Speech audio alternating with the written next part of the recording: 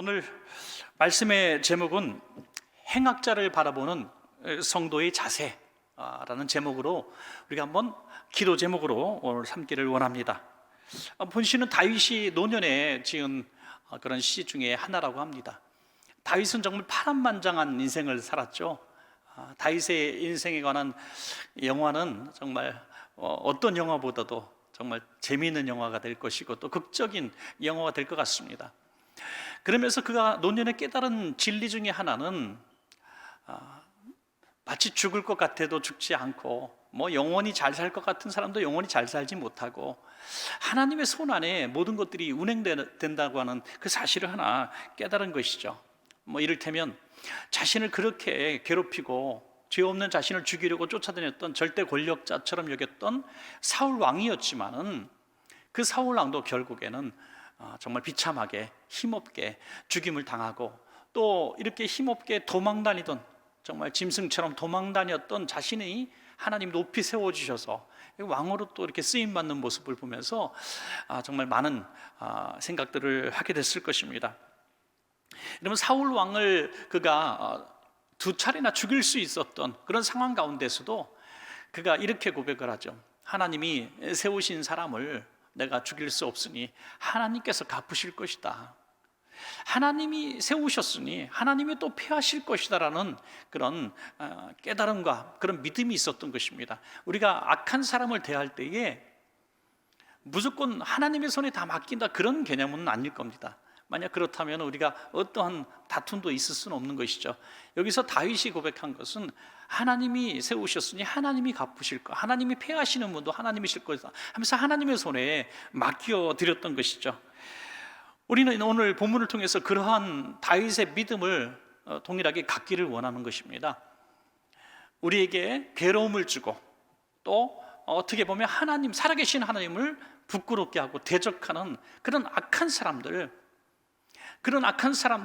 어떻게 보면 더 승승장구하고 잘 되는 것처럼 보여질 때도 있는 것입니다. 우리는 이렇게 피눈물 흘리게 하고 자신은 잘 살고 이런 모습 보면 정말 화가 나지 않습니까? 그럴 때에 오늘 다윗이 깨달은 오늘 이 본문의 말씀을 통해서 우리가 어떻게 해야 될 것인가, 그런 상황 가운데서 한번 생각해 보도록 하겠습니다. 첫 번째로는요, 행악하는 사람들 때문에 불평하거나 시기하지 말라. 행악하는 자들, 특별히 행악을 저지르면서도 잘 되는 것처럼 보이는 그 사람들을 바라보면서 불평하거나 시기하지 말라. 여러분, 여기 시편 37편 1절에서 이렇게 말씀하죠. 악을 행하는 자들 때문에 불평하지 말며 불의를 행하는 자들을 시기하지 말지어다. 여기 불평과 시기는 비슷한 말씀 같지만 약간 다를 수 있겠죠. 불평은 그냥 넋두리처럼 이렇게 할 수 있는 거지만 시기는 약간의 질투심이 있는 거 아니겠습니까? 우리가 행악자들을 질투하고 있다는 게 뭡니까? 행악자들이 악한 방법으로 승리하고 또 승승장구하고 부자가 되는 것을 보면서 은연중에 우리도 부러워한다는 거예요. 불법을 저지르면서 많은 피눈물 나는 돈들을 이렇게 많이 이렇게 갈취를 하고 해서 그 돈이 엄청나게 많이 쌓였을 때 어디다 감췄으니까 한때 그 마늘밭에다가 많이 감췄잖아요. 마늘밭에.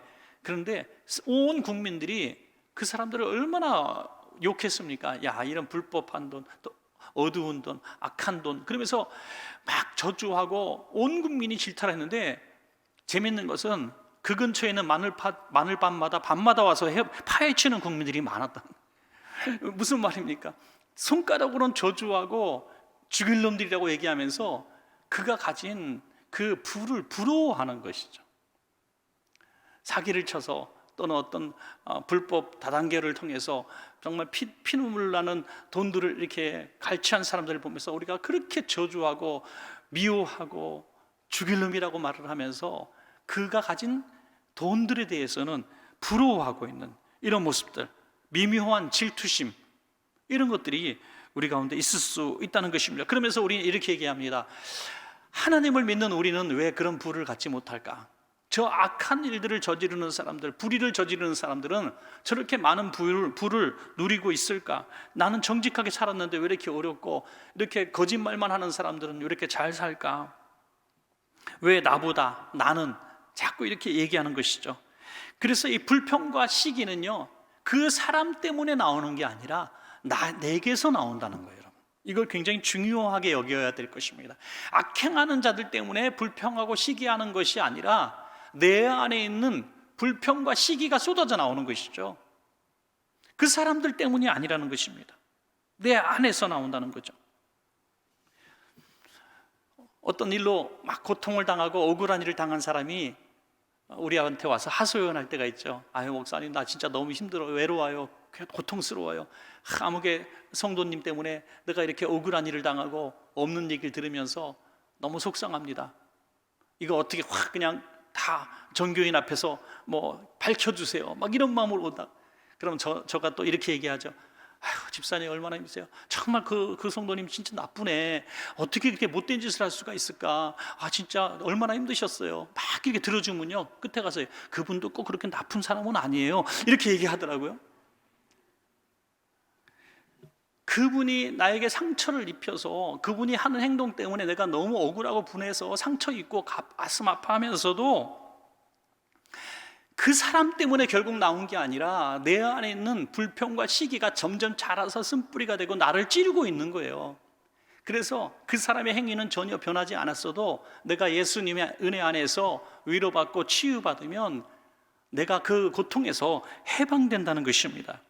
시편 37편 7절에서 8절까지 보면 여호와 앞에 잠잠하고 참고 기다리라. 자기 길이 형통하며 악한 꾀를 이루는 자 때문에 불평하지 말지어다. 분을 그치고 노를 버리며 불평하지 말라. 오히려 악을 만들 뿐이라.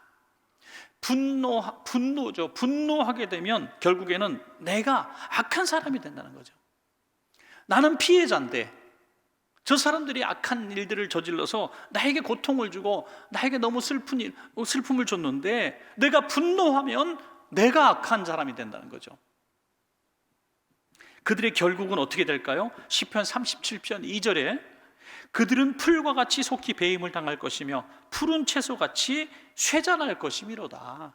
오늘 다윗은 사울 왕 같은 사람을 보면서 또 대적들을 보면서 이런 것들을 깨달은 거죠. 야, 결국에는 하나님이 다 갚아주시는구나. 하나님이 다 공의를 행하시는구나.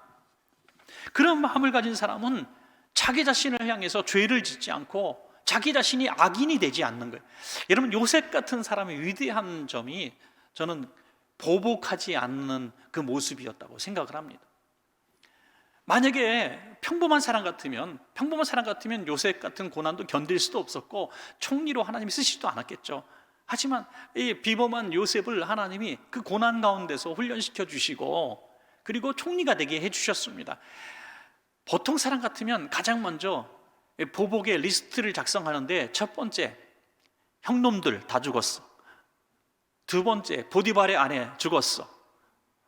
이렇게 하지 않겠어요? 그런데 요셉은 형님들을 자기 가족으로 다시 만난 것으로 너무너무 행복해하고 그들의 자식까지도 책임져 주면서 말하기를, 형님들이 나를 보낸 게 아니라 하나님이 나를 보내시더니 형님들은 걱정하지 마세요. 내가 형님들 가족과 자녀들까지 내가 돌보겠습니다 라고 하죠. 그리고 어떤 부분에도 총리가 된 다음에 보디발의 집을 벌한 장면이 한 점도 기록되지 않고 있습니다. 이렇게 아름다운 모습을 가질 수 있었던 것은 요셉이 보복을 안 하려고 몸부림친 게 아니라 요셉 안에 미워하는 마음이 없었다는 거예요. 미워하는 마음이 없는데 무슨 보복을 합니까, 여러분? 미워하는 감정이 없는데 어떻게 보복합니까? 다윗이 무비보셋을 볼 때 사울의 손자로 본 것이 아니라 요나단의 아들로 보는 독특한 관점은 바로 그 안에 미움이 없었기 때문에, 모든 일들이 하나님이 운행하시는 속에 있었다는 것을 그가 인정했기 때문에 자신이 약해지지 않은 것이죠. 사랑하는 여러분, 어떤 사람이 여러분들을 고통스럽게 만들고 억울하게 만들고 분하게 만들고 고통받게 만들어도 여러분들이 거기에서 분노하고 여러분들이 악인이 되지 마시기를 바랍니다. 여러분들은 절대로 그런 상황 가운데서 악인이 되어서는 안 된다. 하나님의 섭리와 공의를 믿으셔서 여러분들이 오히려 미워하는 마음이 여기서 자라지 않아서 오히려 분노 없이 이 모든 악인들을 잘 받아 넘길 수 있기를 주의 이름으로 간절히 축복합니다. 두 번째로 여호와를 의뢰하고 선을 행하라. 이제 좀 적극적인 것이죠. 시편 37편 3절입니다. 여호와를 의뢰하고 선을 행하라. 땅에 머무는 동안 그의 성실을 먹을거리로 삼을지어다. 이제는 공격적인 선을 행하는 겁니다. 악을 선으로 갚는 것입니다. 사회에 대해서 굉장히 증오하는 사람들, 어떤 사람 길거리 가다가 어떤 가족을 폭행을 했어요. 왜 폭행했냐 그랬더니 너무 행복해 보여서 폭행을 했다. 왜 나만 이렇게 가난할까? 나만 이렇게 어려울까? 저 사람들은 왜 이렇게 행복할까? 질투심 때문에 폭행을 했는데 그 결국은 어떻게 됩니까? 자신이 감옥 가는 거예요. 그런데 어떤 분은 이렇게 얘기합니다. 내가 불행한 가정에서 태어났고, 내가 어려움을 많이 겪었고, 내가 억울한 일을 많이 겪었으니 내가 다른 사람을 돕는 일을 해야 되겠다. 오히려 이렇게 선행을 하는 사람들이 있다는 것입니다. 여호와를 의뢰하라. 여호와 하나님이 나의 하나님인 것을 믿는다면 그를 의지하고 오히려 공격적인 선을 행하는 것이 하나님께서 기뻐하시는 삶이라고 말씀하고 있는 것입니다. 여러분, 고넬료 같은 사람 보니까 참 균형 잡힌 신앙인이다, 저는 그렇게 생각해요. 고넬료가 왜 균형 잡힌 그는 이방인이고 또 군대의 장교입니다. 식민지 백성들한테 가혹하게 해도 누가 뭐라 그러진 않아요. 그런데 그는 왜 균형 잡힌 신앙인이냐면 사도행전 10장 2절에 그를 이렇게 표현하고 있어요. 그가 경건하여 온 지방과 더불어 하나님을 경외하며 백성을 많이 구제하고 하나님께 항상 기도하더니, 하나님과의 관계 속에서 그는 신실했습니다. 하나님을 경외하고 하나님께 항상 기도했습니다. 어떤 신앙적인 면에서 그 자신의 신앙을 잘 지켜가는 모습을 볼 수 있죠. 그의 가족까지도 신앙으로 잘 이렇게 교육시킵니다. 또 하나는 이제 백성을 많이 구제. 이 백성이 누굴까요? 로마 시민일까요? 아니죠. 대부분 로마 시민이 아닌 식민지 백성들이 있을 것입니다. 그들을 구제했다는 거예요. 마음껏 가혹하게 하고 착취해도 당연하게 여기는 군대의 장교인데, 이 점령군의 장교인데 백성을 구제했다는 거예요. 얼마나 하나님 경외와 백성 구제, 자기 신앙의 영성을 위해 기도, 균형이 잘 잡힌 신앙생활. 여러분, 이 균형이 우리에게 있어야 된다는 거예요. 교회 안에서는 하나님을 경외하는 모습이 있어 보이고, 또 어떤 면에서는 기도도 하고 말씀 연구도 잘 하는데 삶의 모습 속에서 전혀 구제라든지 선행이 없다면 이것도 문제가 된다는 것이죠. 나라를 위해서 큰 소리는 내지만 자기 주변에 있는 작은 사람들에게 어떤 정의로움을 드러내지는 못한다고 한다면 이것도 균형이 잡히지 않은 것이죠. 여러분, 선행도 악행도 사실 습관 중에 하나가 아닌가 싶습니다. 습관 중에 하나. 어려움을 당한 어떤 성도가 있다고 합시다. 그러면 그 성도님의 그 어려움을 우연히 알게 된 그와 가까운 어떤 성도님이 이걸 여러 사람들한테 얘기를 하게 되는 경우가 있습니다. 집사님, 그 집사님 얘기 들었어요. 요즘에 그렇게 어렵대. 너무 힘들대. 나라에서는 뭐하나 이런 사람 안 도와주고, 교회에서는 또 이거 안 도와주나? 교회 누구한테 얘기해야 되지? 이런 얘기를 하고 다니시는 거예요. 좋은 의도일 수도 있습니다. 그걸 나쁘다 그러는 게 아니라 그런 얘기는 많이 해줄수록 좋겠죠. 그런데 그냥 얘기하는 것으로만 자기의 목적을 달성한다면 그게 문제가 된다는 것입니다. 정말 그 문제를 해결해 주기 위해서 여러 사람들한테 공론화시키는 것이 아니라 그냥 얘기하고 마는 거예요. 그러면 그걸 들은 어떤 사람은 아무도 모르게 조용히 가서 그분에게 작은 성이라도, 구제금이라도, 또는 살림에 도움될 만한 것들이라도 사가서 위로하는 사람들이 있다면 누가 더 그 사람을 사랑하는 것인가? 그래서 선행도 해본 사람이 한다는 거죠. 안 해본 사람은요, 선행하는 방법을 몰라요. 구제도 해본 사람이 하지 한 번도 안 해본 사람은 구제하는 방법도 모릅니다. 참 모든 축복의 원리이기도 하죠. 잠언 11장 24절에 흩어 구제하여도 더욱 부하게 되는 일이 있나니 과도히 아껴도 가난하게 될 뿐이라. 여러분, 우리는 전략해서 부자가 되는 사람이 아닙니다. 잘 써서 부자가 되는 사람이 되어야 될 줄로 믿습니다. 여러분, 요만큼 있는 거 아껴봐야 얼마나 아낍니까? 그거 쓰면 끝나는, 어차피 끝나는 거. 하나님이 위에서 쏟아부어 주실 때에 복을 받고 부자가 되는 거죠. 부유하게 되는 거죠. 뭐 우리가 꼭 재물을 쌓아놓은 부자가 되기를 원하는 그런 얘기가 아니라, 하나님께서 기뻐하는 일을 하는 사람들에게 하나님은 그 일을 계속 할 수 있도록 부어주시는 것은 지극히 당연한 것이죠. 우리는 그래서 이 선행을요, 심는 거라 그러잖아요. 심는 거라고. 왜 심는 거라 그래요? 버리는 게 아니라 심는 겁니다. 씨앗을 누가 밭에 버렸다 그럽니까? 씨앗을 밭에 심었다 그러죠. 왜? 30배, 60배, 100배가 있기 때문에 심었다고 하는 것입니다. 더구나 하나님께 구워드린 것이라고 얘기했습니다. 하나님께서 이자에 또 이자에 곱하기로 갚아주신다는 거죠. 갈라디아서 6장 9절에 우리가 선을 행하되 낙심하지 말지니 포기하지 아니하면 때가 이름에 거두리라 그랬습니다. 참 우리 교회 성도님들은 그래도 참 이 구제와 선교에 되게 참 열심입니다, 사실. 그래서 어떤 특별한 상황들이 생길 때도 저는 걱정하지 않는 게, 우리 성도님들에게 이렇게 이야기를 하면은 너무나 빠르게 그 마음에 자극되시는 분들이, 한 분은 이런 분, 한 분은 저분, 전혀 상상하지 못했던 분들이 그 구제를 다 채워주시는 것을 정말 수도 없이 경험했습니다. 수도 없이 경험했어요. 항상 고정적으로 한두 분이 하는 게 아니라 정말 예상치 못했던 너무나 다른 부류의 성도님들이 다 맞춰주시는 것을 보면서, 하나님이 기뻐하시는 일은 하나님이 복 주실 사람에게 자극하시고 순종케 하신다. 저는 그것을 확실히 경험하게 되는 것입니다.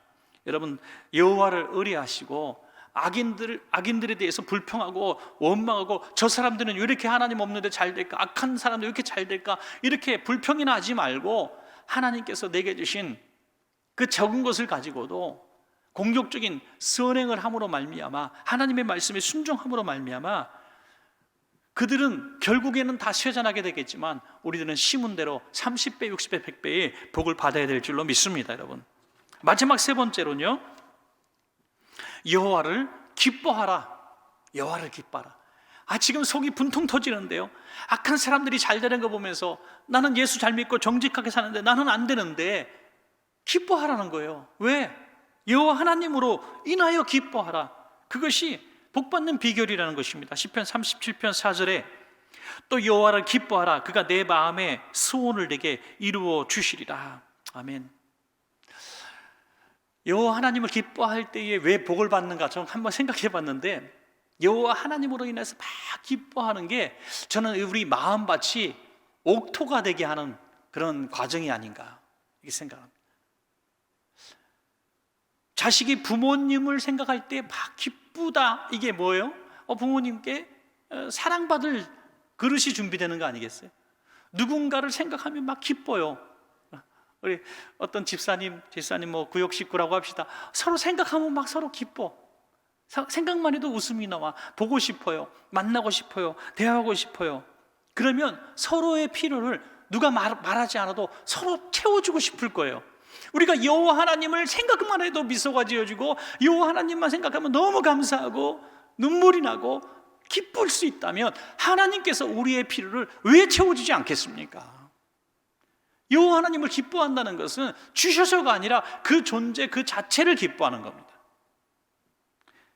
느헤미야가 왜 복받을 사람이냐면, 그는 세상 일로 기뻐하고 슬퍼하지 않았다는 거예요. 그는 바벨론 포로기에 꽤 출세한 포로지 않습니까? 포로의 후예지만 술 맡은 관원장까지 돼서 이 궁에 거하고 아주 풍족하게 살았습니다. 그런데 이제 바벨론에서 고국으로 돌아간 백성들이 정착하지 못하고 성읍도 완성하지 못하고 굶주리고 고통받고 있다는 사실을 하나님으로부터 들었을 때에 그 수심이 너무너무 컸습니다. 그래서 아닥사스다 왕이 물어볼 때 이렇게 대답하죠. 느헤미야 2장 3절에 왕께 대답하되 왕은 만세수를 하옵소서. 내 조상들의 묘실이 있는 성읍이 이제까지 황폐하고 성문이 불탔사오니 내가 어찌 얼굴에 수심이 없사오리까. 나는 지금 너무 편안하고 행복하고 미래가 창창하지만 내 고국에 있는 백성들, 나의 형제자매들이 그렇게 고통받고 있고 하나님의 백성들이 고통받고 있으니 내가 왜 어떻게 기뻐할 수 있겠습니까? 그런 뜻입니다. 그래서 아닥사스다 왕의 청을 해서 총독으로 이제 모든 비품을 가지고 또 사람들을 데리고 가서 결국에는 고난을 많이 겪으면서 이제 완성을 하죠. 성벽과 성전을 재건하고 이제 백성들을 수문학 광장에 모이게 해서 에스라를 통해서 성경을 다 낭독하게 하죠. 그때 느헤미야가 했던 얘기가 바로 느헤미야의 기쁨이 어디서 나오는가를 보여주고 있습니다. 느헤미야 8장 10절입니다. 여호와로 인하여 기뻐하는 것이 너희의 힘이니라. 아멘. 여호와 하나님께서 기뻐하지 않는데, 하나님의 백성들이 기뻐하지 않는데 내가 편안하고 나만 잘 먹고 잘 지내고 있다고 내가 어떻게 기뻐할 수 있겠습니까? 오히려 수심이 가득했다는 거예요. 그런데 백성들과 함께 고난을 당하면서 그 하나님의 일들을 완성했을 때에 그는 크게 기뻐했다는 것입니다. 수심이 가득했던 얼굴이 변하고 크게 기뻐하는 얼굴이 되어서 여호와를 기뻐하는 것이 우리의 힘이 됩니다 라고 이야기한 것입니다. 사랑하는 여러분, 오늘 짧은 설교 시간에 너무나 많은 과정을 걸쳤습니다. 지극히 평범한 시간에 우리가 생각한다면 나에게 고통을 준 사람이 오늘도 있을 거 아닙니까? 지금 여러분들에게 너무나 애매히 고난당하게 하고 없는 말 지어내고 여러분들이 생각하기에도 이해할 수 없는 모습으로 여러분들을 참 곤혹스럽게 만들고 궁지에 벌어놓고 여러분들을 고통스럽게 만드는, 손해보게 만드는 어떤 사람이 있었을 거 아닙니까? 그 사람들을 어떻게 벌하지? 하나님, 땅이 쭉 갈라지게 하시고 하늘에서 벼락이 떨어지게 하셔서 하나님 살아계신 것을 보여주시옵소서, 이렇게 기도해도 현찮은데 그 고통은 거기서 주는 게 아니라 내 마음에서 맞는다 그러니 참 시원하진 않았을 것 같아요.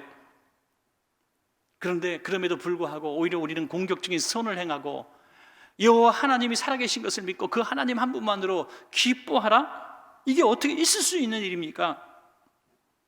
그러나 그럼에도 불구하고 여호와 하나님으로 인하여 기뻐할 때에 하나님이 내게 힘이 되시는 하나님이 되실 수 있다는 것입니다. 참 힘들고 어려운 분들 많이 계십니다. 지금 작년부터 또 재작년부터 계속 힘들어하시는 분들이 왜 없겠습니까? 이렇게 힘들어하실 때 누구 때문에, 환경 때문에, 뭐 어떤 정치, 경제, 어떤 문제 때문에 내가 지금 이렇게 고통받고 있고 힘들다, 나는 소망이 없다, 미래가 없다, 그렇게 백날, 천날, 만날 그렇게 분석하고 괴로워한다 할지라도 우리는 해결이 거기서 나오지 않습니다. 오히려 우리 마음이 지옥이 되고 우리 마음이 더 강팍해지고 더 공격적이 되고 더 복받지 못하는 마음으로 바뀌어지는 것입니다. 그걸 그러면 누가 좋아할까? 마귀가 그렇게 한다는 거죠. 우리는 영적인 그 뒷배경을 봐야 된다는 것입니다. 여호와 하나님으로 인하 기뻐하고 원수를 미워하지 않고 대적하지 않고 오히려 선을 행하게 하는 것은 하나님이시고, 너는 당연히 너는 저주해야 돼, 너는 당연히 공격해야 돼, 너 바보냐, 왜 참어, 이렇게 말하는 존재는 마귀라는 거예요. 왜? 우리가 망하기를 기뻐한다 하는 것이죠. 참 오래된 얘기지만 그 청년 예배를 많이 인도할 때에 지금도 참 잊을 수 없는 한 그룹이 있어요. 제가 청년회 인도할 때 몇 번 얘기를 드린 것 같은데, 이제 고3이었다가 대학 시험에 다 낙방한 친구들이, 그 또래 애들이 한 20여 명 이렇게 됐었어요. 떨어진 애들만. 토요일 날 예배를 드렸는데 청년이 한 80명 정도 이렇게 토요 예배를 드렸었습니다. 그런데 이 아이들이 당연히 대학을 떨어진 청년들이에요. 20명 정도가. 그러면 이 아이들은 당연히 예배 안 나오는 거예요. 보통은 안 나오고 이제 대학 합격할 때까지 홍보하겠죠. 교회 와봐야 창피하니까 좀 뭐 이렇게 안 나오고 민망하고, 또 자기 친구는 대학 가서 옆자리에 앉아 있는데 대학 다니고 있고 자기는 재수생이고, 그러니까 토요일 날 와서 예배 드리는 게 얼마나 부담스럽겠어요. 집에서도 뭐라고 말하지 않겠어요? 그런데 이 아이들이, 친구들이 작정을 했어요. 자기들끼리 결심을 했어요. 예배, 오히려 다른 누구보다도 이 친구들이 일찍 나와가지고 방석 깔고 예배를 드리는 장소였는데, 방석을 80개, 100개를 다 얘네들이 세팅을 해놓고 맨 앞자리에 두 줄로 쫙 앉아서 얘네들이 토요 예배를 드리는 겁니다. 제가 설교하고 찬양하고 이제 기도회를 시작하면 이 아이들이 바닥에 막 몸부림치고 막 뒹굴면서 울부짖으면서 하나님 앞에 기도했던 그 청년들이 너무 이쁜 거예요. 그 아이들이 그 이후에도 10년, 20년 동안 저랑 연락을 하고 저에게 찾아오기도 하고, 시집 갈 때도 제가 가보고 장가 갈 때도 가고 그랬어요. 잊을 수 없는 그 학년 아이들이 그렇게 되었습니다. 사랑하는 여러분, 정말 가장 참혹하고 그 나이에 견디기 힘든 그 순간들을 여호와 하나님으로 인하여 기뻐하는 방법을 배운 친구들이죠. 그런 상황 가운데서, 기뻐할 수 있는 상황 가운데서 기뻐하는 건 누가 못합니까? 그러나 최고로 힘들고 절박하고 최고로 고통스럽고 힘들고 외로운 그 순간에 여호와 하나님으로 인하여 기뻐하는 법을 배운 친구들, 예배가 나의 기쁨이고 기도가 나의 기쁨이고 찬송이 나의 기쁨인 것을 배운 그 친구들이 왜 하나님의 복을 받지 않겠습니까? 시편 37편 5절에서 6절에 내 길을 여호와께 맡기라. 그를 의지하면 그가 이루시고 내 의를 빛같이 나타내시며 내 공의를 정오의 빛같이 하시리로다 했습니다. 여러분, 오늘 집에 가셔서 또 한번 거울을 보십시오. 여러분 얼굴이 기쁨이 가득한 얼굴인지, 아니면 여기서 한 대 얻어맞고 저기서 한 대 얻어맞고 마음속엔 불평이 가득하고 원망이 가득하고 미움이 가득하고 너 때문이야 너 때문이야 증오가 가득하고 지금 얼굴이 막 어두운 그늘이 있습니까? 오늘 그 거울 보시면서 손을 얼굴에다 딱 대시고 주여 바꿔주시옵소서, 그런데 뭐 전지현으로 바꿔주시옵소서 이렇게 하지 말고, 또 뭐 정우성으로 바꿔주시옵소서 이렇게 하지 말고, 주여 예수님 닮은 천사의 얼굴로 바꾸게 해주시옵소서, 그렇게 한번 기도하는 거예요. 여러분, 얼굴에서 기쁨이 나오는 거예요. 저는 우리 교회 성도님들한테 정말 그렇게 되기를 소원하는 거 하나가 있습니다. 얼굴에서 정말 사랑의 빛이 나고 평안의 빛이 나고 예수 믿는 사람의 얼굴이 되었으면 좋겠어요. 그래서 참 우리 교회 오는 성도가, 우리 성도님들 바라보면서, 야, 우리 원천교회 성도는 이렇게 하나같이 얼굴들이 밝아요, 이렇게 다 웃어요, 왜 이렇게 행복해 보여요? 그래서 뭘 좋은 일이 있냐? 좋은 일도 별로 없는데도 그냥 행복할 수 있어요. 왜 행복하냐고 물어보면 찬스를 놓치지 말고 예수님 때문에 행복합니다, 그렇게 말할 수 있다면은 누가 복을 받는, 내 안에 옥토가 되었기 때문에 복음의 씨가 30배, 60배, 100배로 자라기로 하고, 하나님의 축복의 씨가 들어가면 30배, 60배, 100배의 복이 되고, 물질의 복이 들어가면 물질이 100배가 되고, 다 복을 받는 것이 바로 내가 되는 것이죠. 우리 귀한 성도님들, 오늘 말씀처럼 우리 앞에 행악자가 나타났을 때, 우리를 애매히 고통받게 하는 사람이 나타났을 때, 또 그런 환경에 처하되었을 때 우리는 불평, 시기하지 말고 오히려 공격적으로 선을 행하고 여호와 하나님으로 인하여 오히려 기쁨을 찾고 예배와 찬양과 기도와 말씀 가운데서 참된 영적 기쁨을 찾아서 오히려 승리하고 복을 받는 우리 성도님들 다 되시기를 간절히 축원합니다.